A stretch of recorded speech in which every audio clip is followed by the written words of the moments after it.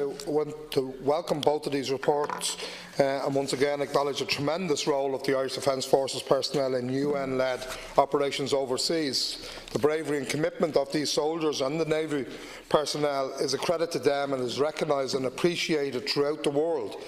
And as a small country with rightly a small defence forces, to contribute or to have them committed to nearly 10% of the size of the Defence Forces on peacekeeping duty overseas at any given stage has gained us as a nation many friends on the international stage. That is why I have, and maybe in your eyes ad nauseum, appealed to you, your government and previous government, not to align ourselves with international policies or with those who are warmongers, those who would want and who are seeking to increase the militarisation of the world, and those who would wish to exert influence and control on their former colonies once again in another guise,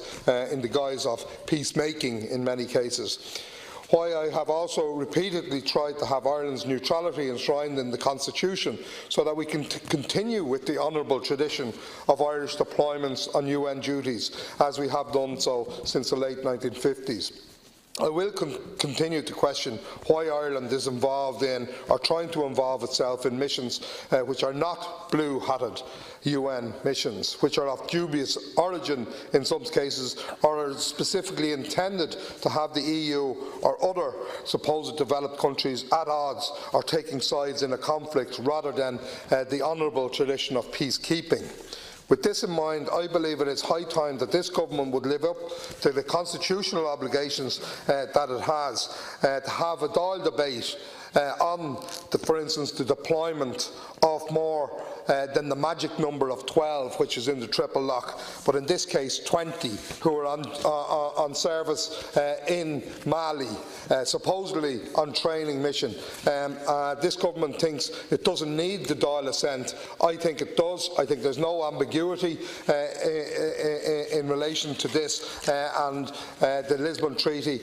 was, and the promise that was given to the people is that at the very least, I was dubious at the time, I still am, at the very least that this Dáil would have to give the imprimatur for such a sizable deployment.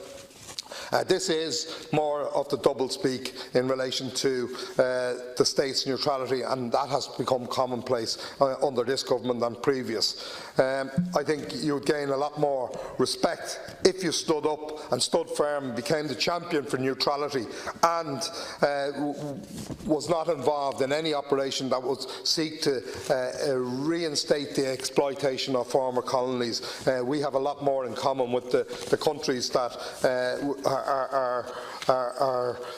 UN troops have served in, rather than those who are now trying to impose their rule in a different way. On a matter related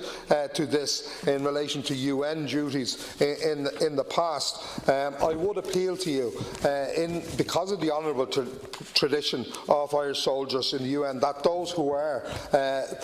involved in very gallant and very brave actions in the past be properly honoured, and there has emerged recently the documentation which recommended 5 military medals of gallantry and also 29, I think, distinguished service medals for those who stood against 5,000 soldiers in Jadaville in 1961, and I'd ask you to change the regulations which prevents you from doing that. I know and I respect the move that you did recently to give a medal in relation to the War of Independence to Joe Murphy's family. It was greatly appreciated, and I can guarantee you that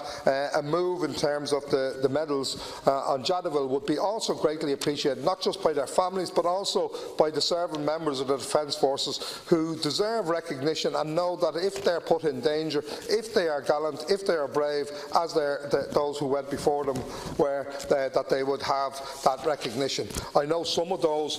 who were involved in Jadaville died of suicide afterwards, including a young man from Carrick-on-Shannon who was 16 at the time he was serving, and kind of those people deserve a lot more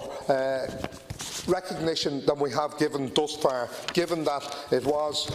people like Conor Cruz O'Brien at the time who prevaricated and didn't give the support that the Defence Forces needed and the protection that they needed, and they were left to their own devices. And thankfully, many of them came back, but many of them were affected by what they saw on that fateful